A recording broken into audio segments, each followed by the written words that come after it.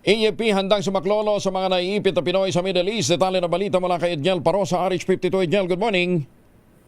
Kuya Angel, ipinasisilip the Armed Forces of the Philippines Chief of Staff General Romeo Browner Jr. ang non-combatant evacuation operation plan ng militar sa gitna ng gulo pa rin sa gitnang silangan. Kasunod ito ng kumpirmado ng pagkasawi ng isang Pinay caregiver sa Israel matapos matamay sa missile strikes ng Iran. Sa ambush interview sa DZRH anniversary, sinabi ni General Browner na kabilang dito ang inspeksyon sa kanilang mga barko at aeroplano. Ang kailanganin sa paglikas. Pakinggan natin ang AFP Chief. Nakahanda pa rin tayo. Ang guidance po natin is that yung plano natin ay i-revisit natin yung plano natin so that it is updated.